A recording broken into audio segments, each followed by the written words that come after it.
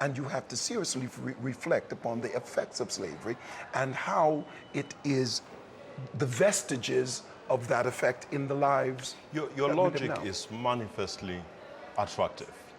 But do we find that do we not find that there is a disjunction between what you say intellectually and what ends up being preached in the churches themselves? There seems to be more of an emphasis in the preaching of the church in terms of a direct and perhaps, what shall I say, a simplistic interpretation of the Bible as opposed to what you're doing now. Well, I don't know that I have, in many instances, been regarded as revolutionary. But let's argue this. What happens if I trade a slave master in politics and a slave master in my socio-political environment, socio-political and economic environment, for a slave master in a theological environment? You see, that's the thing that I worried about South Africa when, even after apartheid, and maybe rightfully so, wrongfully so, but I worried about apartheid and about being released. Because I'm saying, when I look through the world and I look at theologians and I look at one of the things that theologians need is to be criticized by university, by the university blacks. The African intellectual ought to take a good shot at the authoritarianism that operates within the church. How then do we make sure that your message, which transcends just the simplicity of I've got to transcend and go to heaven the following day, how then do we make sure that those that follow you and become lay preachers simply do not quote the verse and chapter as is without interpretation? Well, what we do is we train them. In fact, I'm doing a thing now called The Cover because I want to deal with young ministers, and that's one reason I'm here talking to young ministers and business people so that I can make a link because of this disconnect. It's a great disconnect between what happens in pulpits and what happens on an everyday life. And we argue it. We argue that maybe our spirituality and our ethos, our ethics aren't connected. That we have one view as Christians within the parameters of the church, and the operation of these same Christians on an everyday walk seems to be totally disconnected. And it's because we've got the church thing right, but we've got life wrong. And there is a bridge between the theology and the Bible don't seem to come together. But shall we hold it there and go for a short break? We shall come back to further discuss these issues.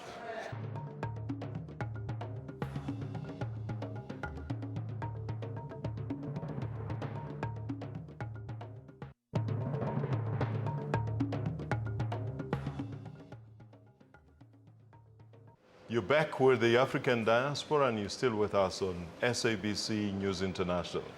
Inspired by the relevance of what Bishop Noel Jones is talking about. Bishop, I find that, or all of us notice that your current day leaders seem to gravitate towards the church, either in seeking the support of the churchgoers, or they see redemption in being part of the church. Which one would you say it is?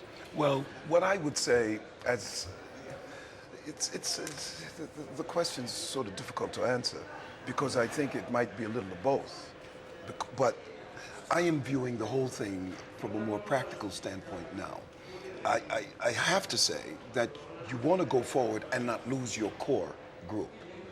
But at the same time, you have to venture out to a situation that is practical and that is applicable to solve the problems that our people have within the structure of their social environment.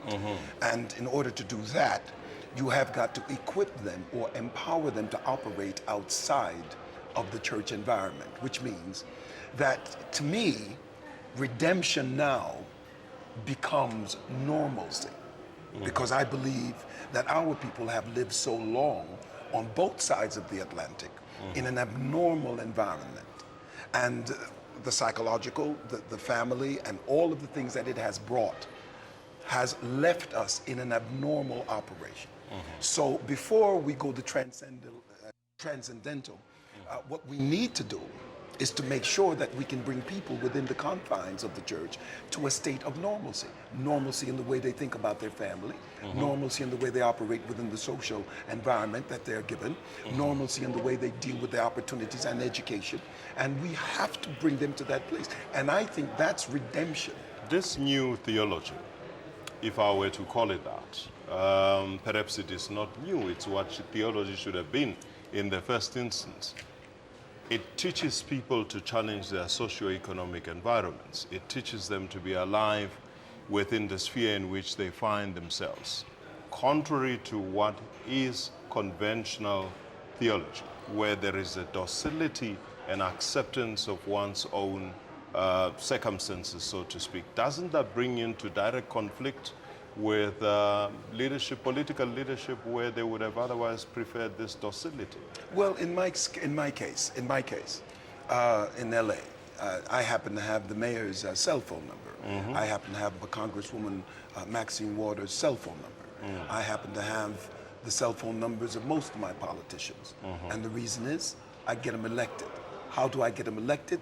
I have 20,000 members in a church, and they come and they speak in that church about the things that they're going to do socially. And many of them come back to the church after they're elected, not with a drive-by, but they come and sit and listen to the Word of God because it's applicable to their situation as they bridge the gap from where they are to the people who elect them. It's not docility. When I understand this, that God, when he makes man, he gives respect.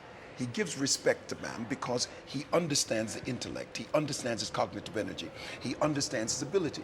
Where we went wrong is we said that you should just speak it. And it's primarily a Pentecostal thing. It's primarily a TV evangelism thing, where you just speak it and it comes to pass. That's wrong. Isn't that the modern church, though? Yes, God spoke it, and in everything he put a seed. And if you're going to perpetuate his creation, then you have to sow a seed. What we have done in church is we've said to people, sow a seed in the ministry. And everybody runs and sows seeds in the ministry. But now, what we ought to say to people is, sow a seed in yourself. What we're seeing, though, in this country is encroachment of what you might call evangelism, which is taking, once again, a trend of, what shall I say, agitated spirituality, as opposed to understanding the context in which such spirituality would have to take place. See, the context in which such spirituality has to take place is that you've got to move it from the ethereal into the practical.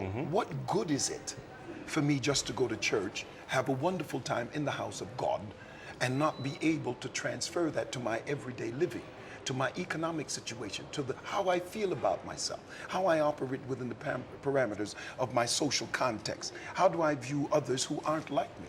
How do I bring my children up in an ambiguous environment that is caught somewhere between the comfort and the docility of a spiritual place and the aggressive operation that has to be a part of the social environment and the political and the corporate environment, where everybody's got to make sure that their lives work? I see both in the scriptures. I see understanding things that you don't have any control over and being able to live through that circumstance, and then moving aggressively in the things that you do have control over, because God respects your intellect and your capacity to achieve. If that is not so, then we could never declare thy will be done on earth as it is in heaven, because he has to channel what happens on earth through us. He's looking for my mind. He's looking for my charisma. He's looking for my strength. He's looking for my determination. He's looking for my drive. And he expects me to go out. When I look at the parable of the sower and the seed, I'm not about to preach.